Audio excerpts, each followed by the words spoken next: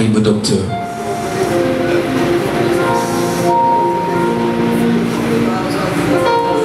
Haleluya. Unaweza kupepea Yesu. Yesu ni mzuri sana, usiende mambo yangali mazuri. Tunabariki Mungu kwa uwepo wake siku ya leo. Na leo tumetembelewa na mgeni kutoka Burundi. Ni mchungaji, Reverend Pasteur. Ni baba yetu sana. Na alikuja pamoja nasi. Na wakati atakuwa kishimama, tutashangilia Mungu. Nitasema mengine akishakuwa hapa. Ninake Pasteur Ezekiel. Karibu Pasteur Ezekiel. Haleluya. Yeye ni baba yetu na ni pasteur. Na wakati tulipata tatizo tukamweleza ya kwamba tumejaribiwa mambo mengi mbalimbali na ikatuma hatukuweza tena kukusanyika. Akasema pana hiyo journée ilikuwa na vita sana, lakini kuna utukufu wa Bwana nyuma ya hiyo. Na nimependa Mungu sana kwa maneno ambayo alituambia kundi. Imetujenga tena zaidi. Sita presenter wazi lakini acha Roho Mtakatifu amo presenter katika neno. Karibu baba. Jina la Bwana libarikiwe. Nitachukua 12 minutes. Amen. Ninampenda Mungu na ninafurahi sana. Hii familia ni familia nzuri ambayo imetubariki sana na tuko nao hapa Burundi. Ninajua sina mengi ninaweza nikaongea, lakini ninajua pamoja kwa neno la Mungu kwa madakika machache kuna kile ambacho Mungu atafanya juu ya mtu mmoja jioni ya leo. Jina la Bwana libarikiwe. Ninajua Mungu ambaye tunamwamini. Kama ulikuwa kwenda kufanyiwa operation mwa 12 minutes, waganga hawataona hiyo magonjwa. Kama uamini, mimi ninaamini. Na ninajua Mungu gani ninamuamini. Sijui kama kuna wagonjwa wafanye kidole hivi. Kama watu wakingali wagonjwa hapa, wafanye vidole hivi. Kwa hiyo vidole vinanyoka, kuna vingine vitashuka jioni ya leo. Mtusomee kwa haraka Luka. Sikukuja peke yangu, watoto wangu wanaweza simama wa Burundi. Watoto wangu wa Burundi wanaweza kusimama. Tumchapie Yesu makofi. Walikuja kunisindikiza wakasema baba hautaenda peke yako. Luka 22 mstari wake wa 41 hadi 42. Luc chapitre 22 verset 41 à 42. Karibu kwa msomaji. Mlugha yote unajisikia.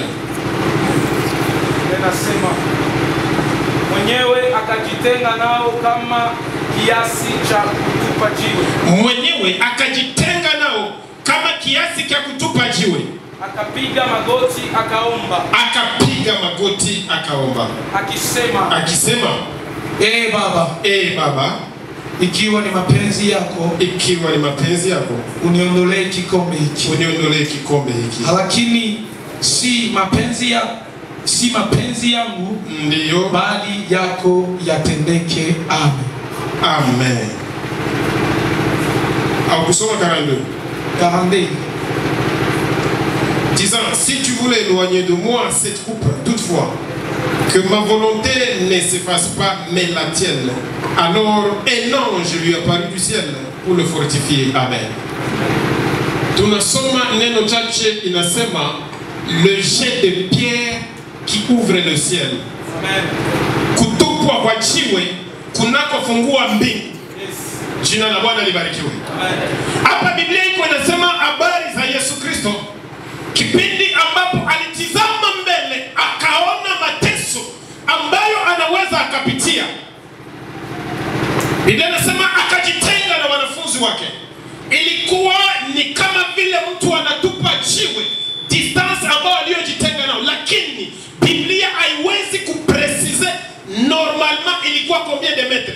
lakini Biblia inasema alijitenga nao environ upande distance ya kutupa jiwe, akaanza kuomba.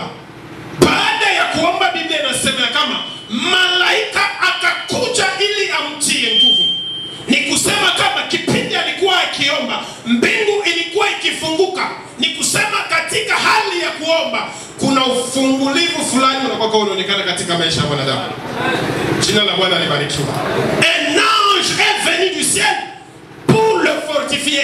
Ni kusema kama alikutana amepungukiwa kwa sababu ya mambo aliyoona pale mbele. Jina la Bwana libarikiwe sana.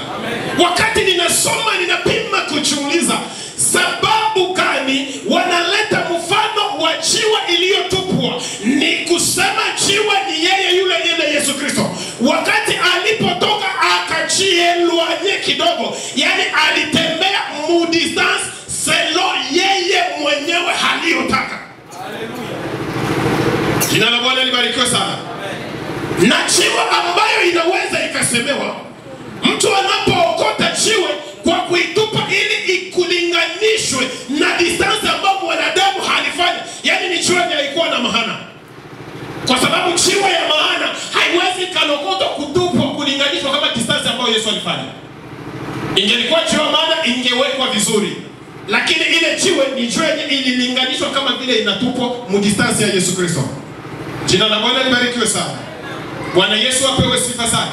Inapenda mahali fulani wanakuwa wanachukua majiwe yenye haina maana, wanaiponda ponda inakuwa gravier.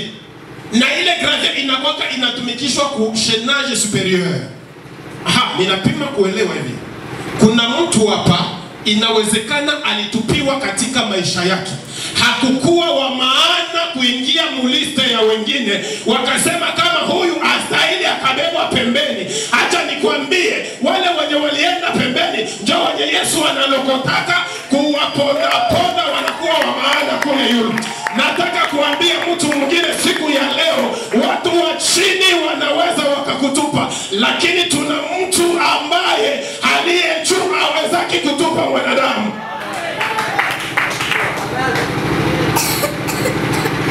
Haleluya. Jina la Bwana libarikiwe sana.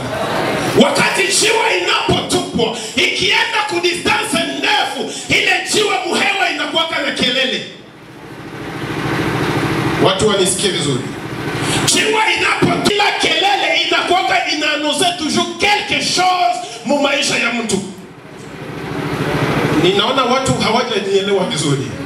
Kuna kelele ambayo iliweza kuingia mu familia yenu kwa sababu ya kutenga wengine na wengine waonekane kuwa wa maana. Ni habari ya jiwe iliyotoshewa vazi inatupiwa. Sasa ile kelele iko inahanose kama huyu haistahili hii eneo, lakini mbele ya Yesu Kristo watu wenye walikufanyisia makelele, watu wenye walikuona hawana maana, ile kelele inakoka inanose kule mbele utalogotewa. Ndiyo kwa maana Biblia inasema, kwa nini kelele katikati yenu? Ile kelele katikati yetu ni kelele ya habari ya kutupwa, ilikuwa inaannonce toujours quelque chose katika maisha ya mwanadamu. Bwana Yesu apewe sifa sana. Jina la Bwana libarikiwe sana. Hata mzazi wako anaweza akakutupa. Hata ndugu yako ambao ulikuwa unamtegemea sana anaweza akakutupa. Lakini kuna yule ambaye hawezaki kutupa mwanadamu. Wakati mtu anapiga magoti na kulia, pale pale mbingu inakuwa inafunguka kwa sababu ya kusaidia mwanadamu. Sijui kama kuna mtu anaelewa nguvu inakuwa katika maombi, nguvu inakuwa katika kutafuta watu. Walipofika kule, Biblia inasema kukakuya utukufu wenye haukuwa wa kawaida, na katika utukufu Petro akatizama akaona Elia, akatizama tena akaona Musa, akaambia Yesu, Bwana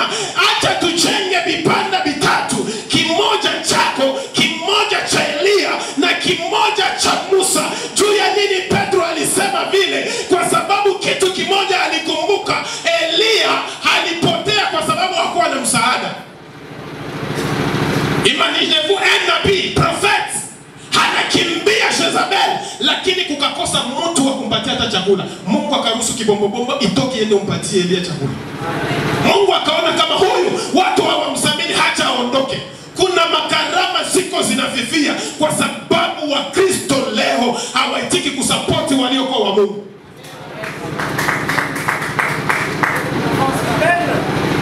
Musa, problemu ya Musa ilikuwa ni moja. Musa hakuingia Kanani. C'est pourquoi haikubidi afikishe watu Kanani. Katika maandiko ukisoma kitabu cha Yohana sura 3:13, Biblia inasema personne ne peut monter au ciel si ce n'est celui qui est venu de là. Hakuna mtu mwenye ataingia mbinguni isipokuwa yule ambaye alitoka kule. Ninataka kusema nini? Kama sisi tutakuwa na neema kuingia mbinguni kwa sababu ndani mwetu tuna yule ambaye alitoka kule na ndio mwenye atatubeba. Hakuna mtu anaweza akainua mwingine isipokuwa kwanza mwenye aliwahi kuinuliwa. Leo watu wenye kuinuliwa hawapendi kuinua wengine, wanapenda kushusha. Kama Mungu amekujalia neema, inua wengine wenye kuwa chini, wainue. Wamizisia wa dunia wako wanawainua, lakini wa Kristo leo hatuinuani. Wa Kristo hatuinuani. Kama unaona mtu anaimba, support kile kipaji. Haleluya. Jina la Bwana libarikiwe sana. Musa hakuingiaka Kanani. C'est pourquoi ilibidi abakie njiani. Yoshua ambaye alienda kuespionye mji ndio afikishe watu Kanani. Kuna watu wenye Mungu ashaka wainua. Kwa nini hao watu wenye kuimba hapa tutashindwa kuwasapoti? Jina la Bwana libarikiwe. Ninamaliza miniti. Endelea. Jina la Bwana libarikiwe. Bwana Yesu apewe sifa. Hapa kuna vipaji, wakati niko nasikia ninaimba, niko naambia Mungu, afadhali hawa wote niwabebe niwapeleke tu Burundi. Waimbe pale kanisani. Nina kanisa 3, 2 Burundi na 1 Bukavu. Mungu amenifanya ile neema kidogo, ninamshukuru Mungu. Jina la Bwana libarikiwe sana. Na pale Burundi ndio kwenye yeye Papa Doctor tunaingia naye pale. Anafanya kazi pale na tuna wengine pale. Jina la Bwana libarikiwe sana. Nataka watu wakuwe na moyo wa kuinua waliokuwa wa Mungu. Akienda Paris, baada kwa kama anampokea, anampatia magari. Watu wa dunia. Lakini mtu akiimba mzuri, tunakuguse siku ya leo kwa jina la Yesu Kristo. Amen. Iko kidogo sana. Amen. Nasema malaika akuguse jioni ya leo kwa jina la Yesu. Amen. Pokea uzima kwa jina la Yesu. Amen. Pokea neema ya operasyon kuondoka kwa jina la Yesu. Amen. Sema amen tu wafo. Amen. Sefi. Nani anaponya? 1, 2, 3, 4. Nashindwa kuhesabia. Nashindwa kuhesabia. Amen. Hatupapasi Mungu. Mungu utembea na mahalama. Na hii ni mojawapo ya alama kama Mungu iko pamoja nachi. Chochote utakachofanya utakutana na Mungu mu maisha yako jioni ya leo. Kila mtumishi ana neema yake. Haujui neema ambayo inakutembelea jioni ya leo. Acha Mungu akutendee mema. Acha Mungu akubariki. Amen.